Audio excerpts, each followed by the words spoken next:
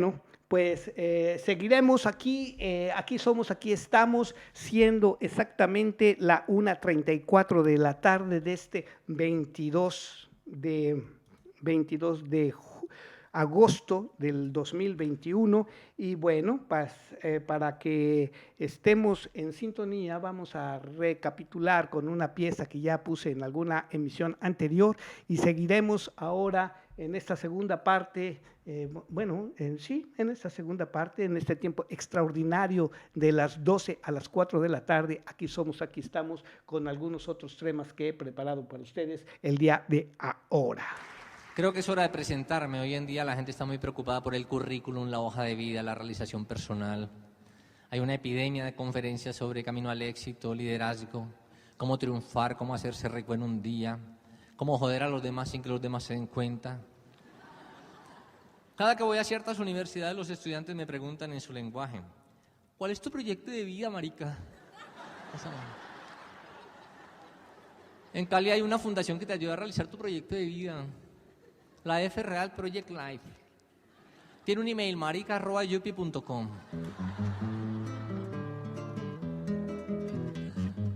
Podría decirles que mi nombre es Julián Rodríguez, que nací en Sevilla, Valle del Cauca.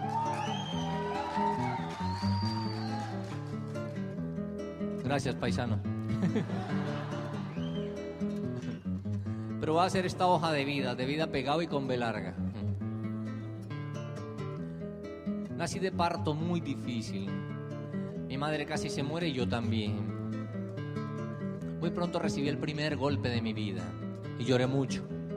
Y todo el mundo era feliz. Desde entonces me di cuenta que esta humanidad es feliz con el dolor de los demás. Fui un niño precoz. A los 3 años ya gateaba por todas partes. Mis dotes artísticas las demostré desde muy niño en un video familiar en el papel de Rin Rin Renacuajo. Siempre tuve de todo: viruela, papera, sarampión, gastroenteritis, diarrea y muchas lombrices. Hice la primaria en la escuela Primitivo Crespo. No la mencionaría si no fuera porque influyó mucho en mí. Desde eso tengo así la cabeza, primitiva y crespa. Repetí tercero, cuarto y quinto, pero por voluntad propia. En cambio, en bachillerato solo repetí de segundo a sexto, pero también por voluntad propia. Estudié en un colegio público-privado. Un colegio público-privado de canchas deportivas, salario para los maestros, tizas, pupitres. Muy joven me enamoré, pero ella nunca se dio cuenta. Me presenté voluntariamente al ejército y no me recibieron. He pasado por las mejores universidades del país, presentando el examen de admisión, pero no quedé en ninguna. Entonces decidí lo que haría, estudiar por mi cuenta. Fue lo mejor que pude hacer. No perdí ningún año y ya me gradué. No sé de qué, pero me gradué. Y me puse a buscar trabajo y encontré un clasificado que decía: se necesita todero. Y fui. Y era para venir a cantar aquí.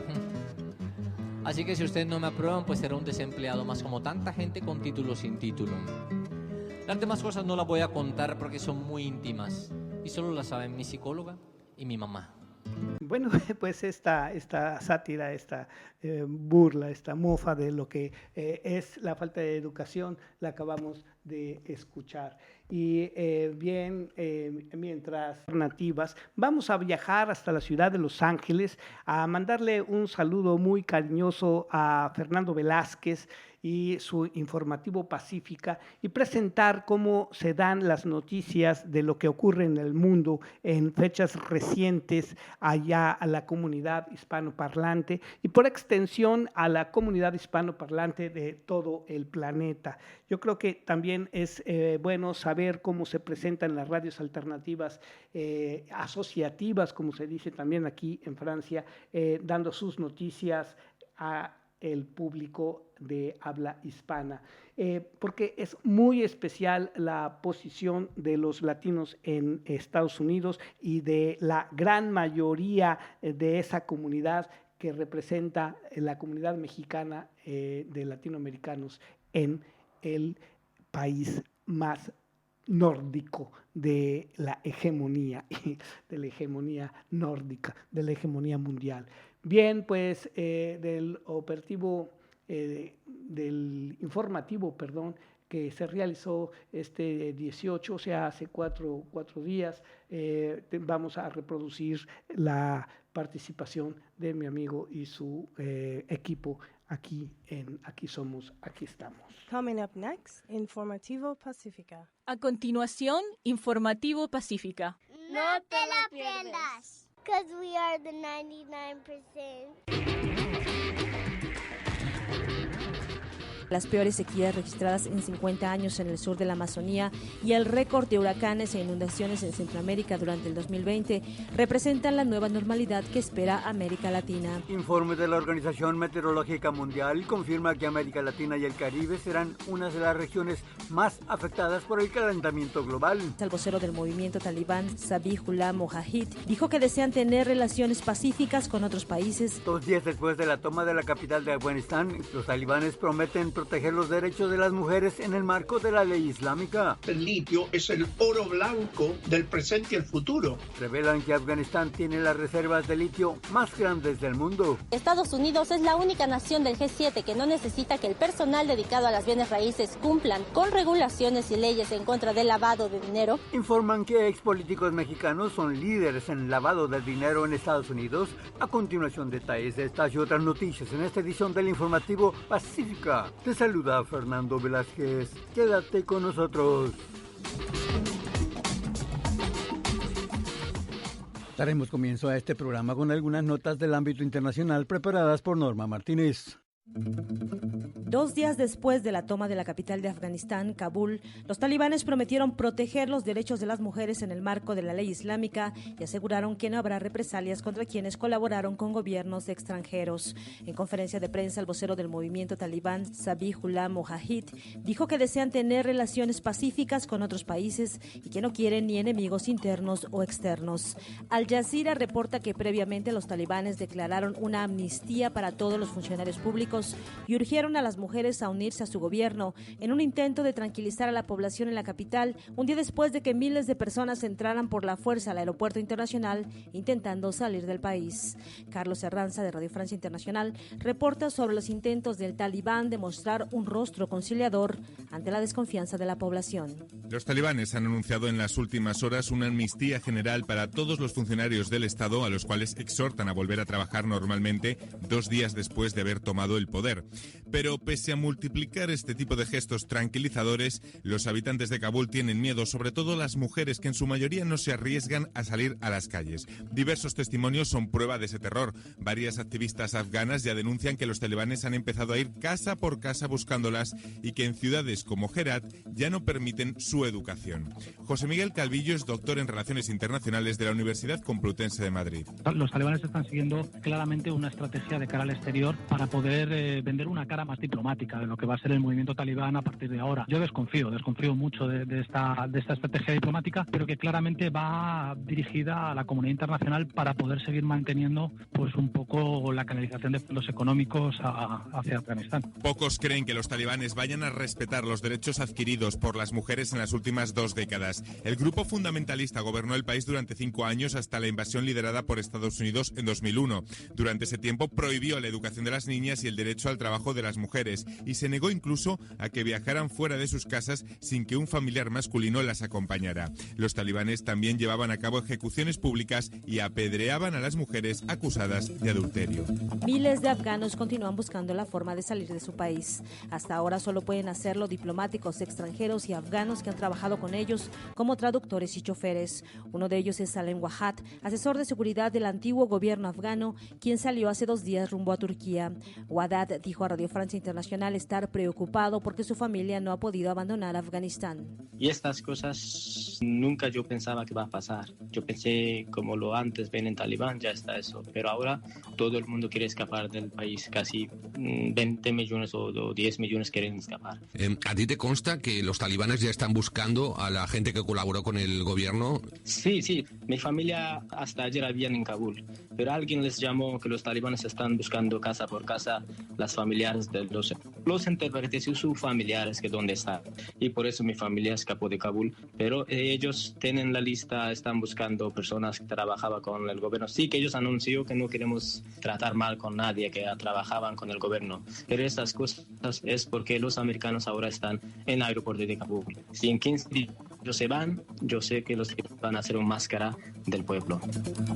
La oficina de la Alta Comisionada de la ONU para los Derechos Humanos dijo que las escenas de desesperación vividas el lunes en el aeropuerto de Kabul, con miles de personas tratando de huir del talibán, ponen de manifiesto la gravedad de la situación que vive el país. Más detalles con Jordi Trujols desde Radio ONU. El portavoz de la oficina, Rupert Colville, destacó que en la conquista de la capital afgana y de otras ciudades importantes como Jalalabad no se produjeron combates prolongados, ni destrucción, ni derramamiento de sangre, pero que el miedo que infunde el talibán en una parte importante de la población es profundo y, dadas las experiencias pasadas, totalmente comprensible. Colville recordó que durante los últimos días los portavoces de los talibanes emitieron varias declaraciones, entre ellas la de prometer una amnistía para quienes trabajaron para el anterior gobierno. El vocero destacó que también han prometido ser inclusivos. Han dicho que las mujeres pueden trabajar y las niñas pueden ir a la escuela. Estas promesas tendrán que cumplirse y por el momento estas declaraciones han sido recibidas con cierto escepticismo, lo cual es comprensible teniendo en cuenta el pasado. Sin embargo, las promesas se han hecho y se examinará de cerca si se cumplen o no. En tanto, el jefe de operaciones de campo y emergencia de UNICEF alertó que el recrudecimiento del conflicto en Afganistán se cobra a diario un mayor número de víctimas entre las mujeres y los niños del país. Mustafa Ben Messoud recordó que ese país ha sido durante muchos años uno de los peores lugares del mundo para ser un niño y que su situación empeoró durante las últimas semanas. Si no tomamos medidas inmediatamente, la predicción de UNICEF es que 1 millón de niños menores de 5 años estarán gravemente desnutridos a finales del 2021, advirtió. Messoud destacó la preocupación de UNICEF por el reclutamiento de niños por parte de grupos armados e instó a los talibanes y a todas las partes a cumplir con sus obligaciones en virtud del derecho internacional humanitario y del derecho internacional de los derechos humanos. En Haití, las lluvias torrenciales provocadas por la tormenta tropical Grace detuvieron la búsqueda y rescate de posibles sobrevivientes del terremoto de 7.2 grados que golpeó al país el sábado pasado. CNN reporta que Bruno Mays, representante de UNICEF en Haití, dijo que había sido testigo de fuertes vientos y fuertes lluvias en la zona afectada por el terremoto. Innumerables familias haitianas que lo han perdido todo debido al terremoto ahora viven literalmente con los pies en el agua debido a las inundaciones, dijo. Casi 2.000 personas murieron y 7.000 resultaron heridas por el sismo, pero se espera que las cifras aumenten en próximos días. UNICEF informó que 1.2 millones de haitianos, entre ellos 500.000 de niños, resultaron también impactados. Daisy Toussaint, enviada de Telesur Haití, se encuentra en Puerto Salud, una de las zonas más afectadas por el terremoto. Desde ayer lunes comenzaron a sentirse fuertes brisas y lluvias producto del paso de la tormenta Grace, que encuentra a esta nación en medio de la búsqueda de personas desaparecidas después del sismo de 7,2 sobre la escala de Richter que azotó al país. Me encuentro en el hospital de Port Salut, el hospital público. Aquí, según los enfermeros, el 90% de las personas que están en este hospital forman parte de las víctimas afectadas por el terremoto ocurrido este pasado sábado 14. Escuchamos algunas declaraciones de los pacientes y sus familiares que decían que sus casas quedaron completamente destruidas, lograron sacar debajo de las personas algunos de sus familiares, incluidos niños menores de edad, que están aquí en este hospital. Algunos dicen que fue súper complicado llegar hasta algunos de los centros hospitalarios de Lecay. Este es Port Salut, una ciudad a las afueras, aproximadamente a 1 hora y 20 minutos de Lecay, donde fue el epicentro de la catástrofe del pasado sábado. Nosotros hemos estado haciendo un recorrido por hospitales. Hemos visto camas improvisadas, algunas colchonetas lanzadas al piso, hospitales abarrotados. Hay atención médica, pero hay en algunos casos falta de medicamentos, y esos que son improvisados. Y nosotros hemos estado también haciendo el recorrido en estos días de lluvia que amenaza la tormenta Grace a esta zona que ha sido completamente golpeada, la zona sur de Haití. Por otro lado, El primer ministro del país, Ariel Henry, anunció que se han declarado 3 días de duelo nacional en memoria de las víctimas del terremoto que causó estragos en esta zona sur del país. Los días del duelo nacional iniciarán a partir de hoy, martes, finalizando el jueves 19. Un nuevo informe de la Organización Meteorológica Mundial confirma que en un futuro próximo, América Latina y el Caribe será una de las regiones más afectadas por el calentamiento global y sufrirá los más extremos impactos del cambio climático. Esta situación podría empeorar si no se logra un alto urgente al calentamiento global. El reporte señala que las peores sequías registradas en 50 años en el sur de la Amazonía y el récord de huracanes e inundaciones en Centroamérica durante el 2020 representan la nueva normalidad que espera América Latina. Al mismo tiempo, destaca que el 2020 fue uno de los 3 años más cálidos de América Central y el Caribe y el segundo año más cálido en América del Sur, y que entre 1998 y el 2020 los eventos climáticos en la región se cobraron más de 312,000 vidas y afectaron a más de 277 millones de personas. Otros aspectos destacados del estudio indican que la sequía generalizada tuvo un impacto significativo en las rutas de navegación, el rendimiento de los cultivos y la producción de alimentos, y que el nivel del mar en la región crece por encima del promedio mundial. Esas notas del acontecer mundial estuvieron a cargo de Norma Martínez.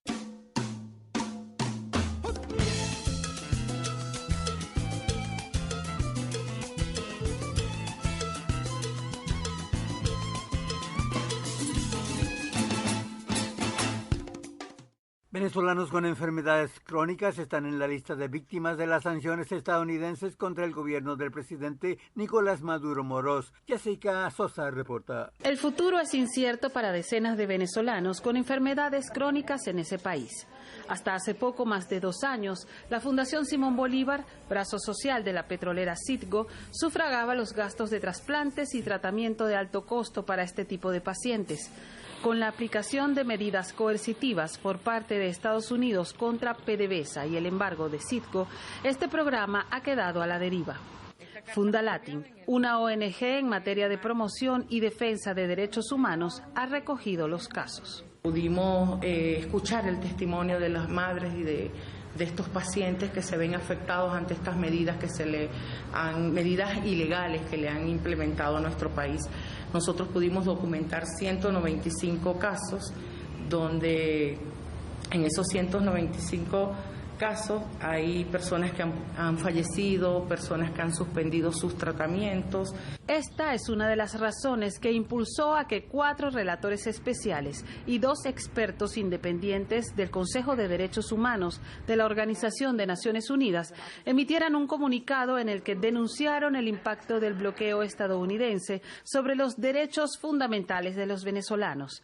Advirtieron que cientos de pacientes con cáncer podrían morir ante la aplicación excesivamente estricta de las sanciones. Esta denuncia es una denuncia muy importante, se hace en el contexto de los mecanismos del Consejo de Derechos Humanos para interrogar a los estados sobre las acciones que violan los derechos humanos en el mundo, y es una carta muy importante porque además de denunciar estos hechos hacen una serie de preguntas al gobierno de Estados Unidos sobre cómo Estados Unidos está garantizando que las sanciones contra Venezuela no afecten los derechos humanos. El documento de los relatores de Naciones Unidas habla sobre pacientes con cáncer, pero la realidad afecta a todos quienes padecen alguna enfermedad crónica como diabetes, SIDA, entre otras. Es el caso de Yamilet Rojas, madre de un paciente de 7 años diagnosticado con atresia de vías biliares extrahepáticas. En las cuestiones de salud no hay color político, no eres blanco, no eres negro, es la vida.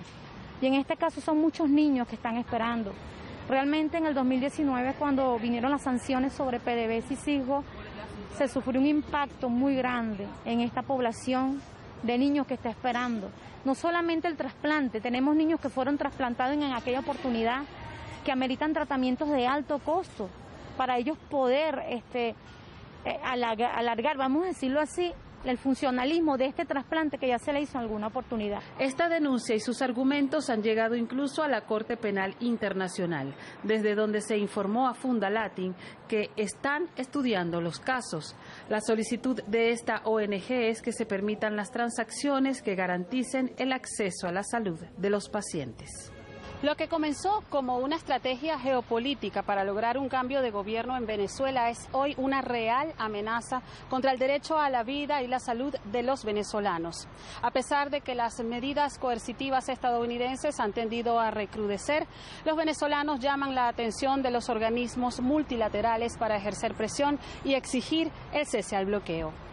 Jessica Sosa, RT, Caracas, Venezuela. Estás escuchando el Informativo Pacífica. Te invitamos a que te unas a nuestras redes sociales por Twitter en @info_pacífica o en Facebook bajo el nombre de nuestro productor Fernando Velázquez, Informativo Pacífica. En otras noticias revelan que expolíticos mexicanos son importantes figuras en el lavado de dinero del narcotráfico a través de compras de bienes inmuebles. Pamela Quebec tiene más detalles. Comprar mansiones, yates, condominios de lujo y residencias multimillonarias en Estados Unidos. Esa ha sido una de las prácticas más usadas en los últimos tiempos por varios miembros de la política mexicana. Tan es así que, según expertos del grupo Global Finance Integrity, México se encuentra en el top 3 de los países cuyos funcionarios de alto rango, entre otros, han desviado la mayor cantidad de recursos de dudosa procedencia a través de la adjudicación directa de bienes inmuebles. Lo lamentable es que se descubre, ¿no? Que no solo ellos, sino cualquiera que tenga esos recursos de procedencia ilícita, pues lamentablemente utiliza la adquisición de bienes inmuebles como una manera de integrar ese recurso al sistema, pues a la economía formal de este país y de cualquier país. De acuerdo con un informe titulado Acres de lavado de dinero, ¿por qué el sector inmobiliario estadounidense es el suelo de la cleptocracia?, los nombres que destacan en esta lista por este delito son el ex titular de la Secretaría de Seguridad, Genaro García Luna, los exgobernadores de Oaxaca, Tamaulipas y Veracruz, es decir, José Murat, Tomás Yarrington y Javier Duarte, todos ellos detenidos en distintas cárceles tanto de México como de Estados Unidos, y también figura el actual gobernador del estado de Oaxaca, Alejandro Murat. De acuerdo con la investigación del GFI, la manera de proceder en la mayoría de los casos era ocultando las propiedades, haciendo uso de empresas fantasma registradas con el nombre de abogados, amigos o familiares, es decir, prestanombres.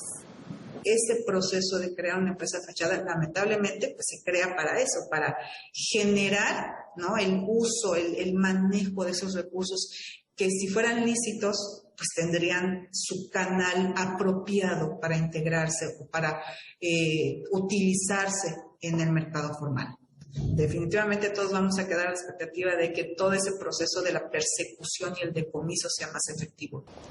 La razón por la que este delito fue elegido una y otra vez es debido a que el dinero se mueve de manera rápida, el valor de las propiedades es estable y ello les permite que sus cuentas bancarias millonarias no sean tan fácilmente rastreables. Y esto, aunado a que Estados Unidos es la única nación del G7 que no necesita que el personal dedicado a las bienes raíces cumplan con regulaciones y leyes en contra del lavado de dinero, provoca una ceguera intencional que soporta este tipo de transacciones. Es por ello que entre las recomendaciones lanzadas se encuentra la de exigir a los agentes que identifiquen al beneficiario final de la compra de una propiedad y que los profesionales legales sean la entidad informadora principal para que se pueda identificar a tiempo un riesgo de lavado de dinero en este tipo de transacción comercial. Quien viene y contrata el servicio, nos deberá de decir si conoce a un beneficiario final, si es él la persona o hay otra persona que realmente se va a beneficiar de este servicio o de esta adquisición de un inmueble. Si es así, ¿no?, entonces nos tendrá que decir. Y si tiene la información de esa persona, nos la deberá proporcionar. Así pues, una vez más, la clase política mexicana se ve envuelta y manchada en temas de corrupción, pero hoy en el ámbito internacional. El gobierno chino declara su posición antiterrorista y pro-estabilización en Afganistán ante la toma de poder del grupo talibán. Iramsi Peraza informa. China aseguró hoy que está dispuesta a cooperar y apoyar para prevenir una guerra civil en Afganistán, evitar la propagación del terrorismo y también contribuir a que ese país regrese al camino de la paz y la estabilidad. Así lo aseguró el canciller de China, Wang Yi, durante durante una conversación telefónica con el secretario de Estado de los Estados Unidos, Anthony Blinken, para analizar la situación en Afganistán tras la retirada de las tropas estadounidenses y la llegada al poder por parte del grupo talibán. Durante esta conversación telefónica, el ministro chino de Exteriores insistió en que Estados Unidos debería desempeñar un papel responsable y constructivo para ayudar a Afganistán a estabilizarse, a prevenir el caos y reconstruir la nación, también trabajar para alcanzar la paz después de los 20 años de cruento conflicto en los que Washington ha participado en ese país, y también tras la salida abrupta de las tropas estadounidenses que prácticamente han dejado un caos en Afganistán. China, debemos decir, siempre ha estado a favor de que Estados Unidos se retire de Afganistán, al decir que solo son los afganos quienes deben decidir y manejar su futuro, pero Beijing aseguraba que la salida de las tropas estadounidenses de Afganistán y también de la OTAN debía hacerse de forma organizada para evitar un caos, también evitar el auge de las fuerzas terroristas en ese país. Una de las principales preocupaciones de Beijing, pues recordemos, comparte frontera con Afganistán, sobre todo en la región de Xinjiang, que además en el pasado fue azotada por incidentes terroristas. Durante esta conversación, ambos representantes de la diplomacia de China y de Estados Unidos dialogaron también sobre las relaciones bilaterales entre los dos países. Las dañadas relaciones bilaterales acordaron mantener el contacto, la comunicación, y el canciller de China, Wang Yi, llamó a Washington a eliminar esta política de opresión y de confrontación hacia el gigante asiático. Durante la jornada de hoy también se conoció que el canciller chino Wang Yi sostuvo también un diálogo con su homólogo de Rusia, el ministro de Relaciones Exteriores Sergei Lavrov, y en esta cita acordaron contribuir a la paz y la estabilidad en Afganistán, y también pactaron entablar una comunicación, quizás una interacción con el grupo talibán, sobre todo para impulsar a ese grupo a que asuma sus responsabilidades como fuerza en Afganistán, que rompa con todos los grupos y las fuerzas terroristas, y que establezca un gobierno inclusivo, islámico, pero inclusivo, y que garantice la paz y la estabilidad de los afganos, pero también del resto de los extranjeros que viven en ese país. La transferencia de poderes en Afganistán, ahora a manos del grupo talibán, está generando amplio y diverso debate.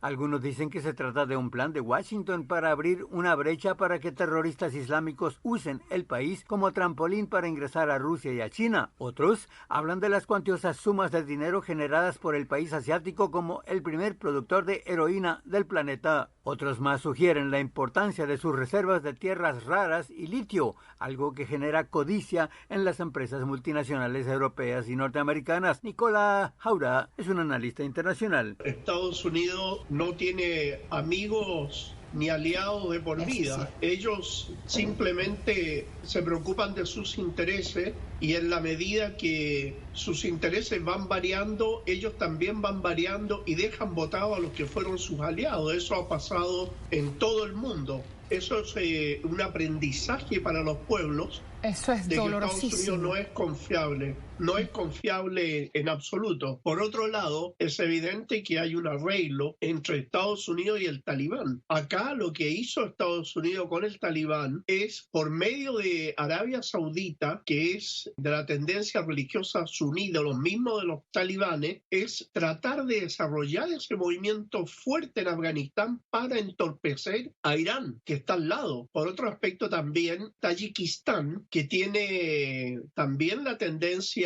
religiosa suní, que tiene además muchos tayikos que están combatiendo en Siria y en Irak, y siguiendo esa misma línea llegas a Xinjiang, la provincia china por donde entran todos los oleoductos y gasoductos a China. Allí está un movimiento de resistencia independentista uigur, que son suníes. Entonces aquí lo que se pretende es entorpecer definitivamente el ingreso de energía china, mantener a Irán en una guerra permanente con el movimiento talibán y sumar a Tayikistán. Eso explica por qué el presidente que huyó a Tayikistán luego tuvo que salir de ahí e irse a Uzbekistán. Entonces, lo que se está viendo acá, que este es el plan B que tenía Estados Unidos para Afganistán una vez que fueran derrotadas sus tropas. Ahora, ellos se aliaron a los talibanes en la toma de Kandahar y Herat, la segunda y tercera ciudad más importante de Afganistán. Los talibanes aparecieron con armamento norteamericano modernísima. Entonces es curioso eso, es muy curioso que Estados Unidos haya abandonado, pero que haya dejado armas. Y curiosamente las armas en manos de los talibanes. No solo el interés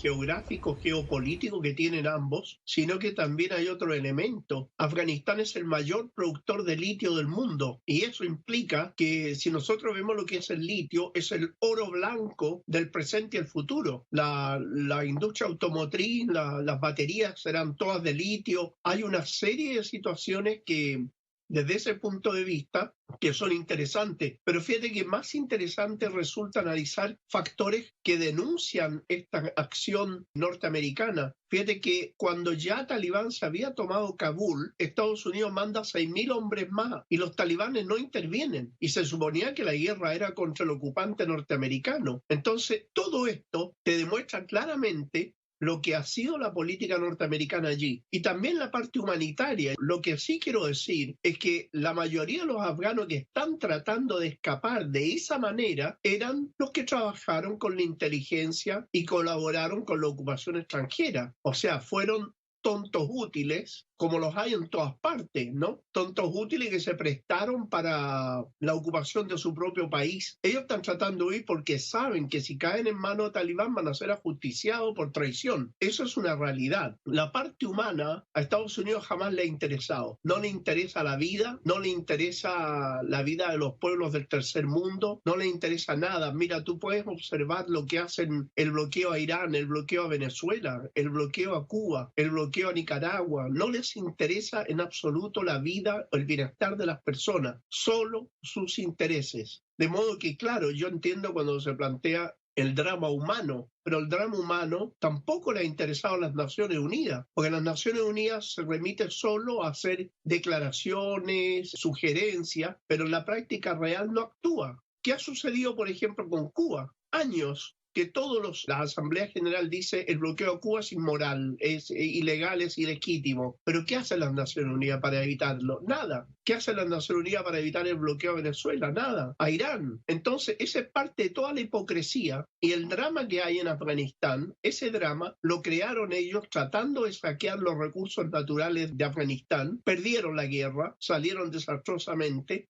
y ahora ellos lo que han hecho es aliarse con el enemigo y sacar beneficio mutuo. Ellos pretenden utilizar al Talibán por esa ideología que es la misma que tiene el Estado Islámico en Siria y en Irak. Quieren y pretenden utilizarlo ahora en contra de Irán principalmente y obstruir todo el comercio de China y la nueva ruta de la seda que necesariamente pasa por allí y por otra parte obstruir la llegada de los oleoductos y los gasoductos a China. Esto va mucho más allá que el sacrificio humano de los afganos. En esa ecuación le interesa un bleo a Estados Unidos si se muere todo Afganistán. Le da lo mismo. Son otros los intereses de ellos. Era el analista internacional Nicolás Jaura hablando ante el micrófono de Marcela Heredia.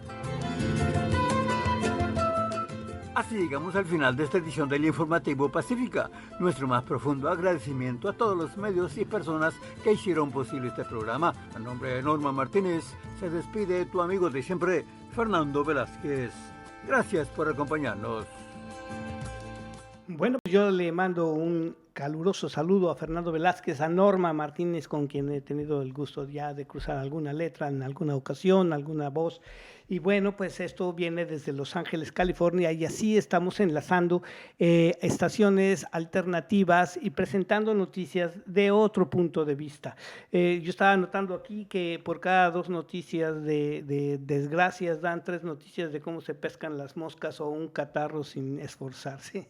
Y bueno, pues aquí estamos en este día 22 de agosto del año 2021, siendo las 14 horas 14 minutos, el 14:14. voy a presentar a ustedes lo que pasó aquí el 30 de septiembre del 2019 en un jam que se organizó en los estudios de Frecuencia París Pluriel.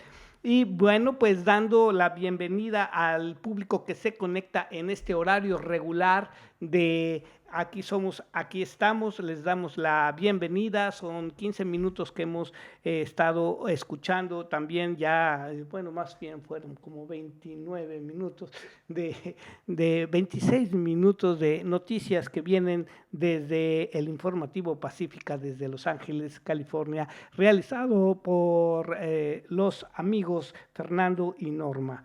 Bien, pues los dejo entonces con esto que fue Tutankamón and Juanito Guanabacoa con los amigos de esa tarde. Leo, le mando también un saludo, pronto lo tendremos aquí presente. Alors en fait, c'est Henri, il faut un arme en sol.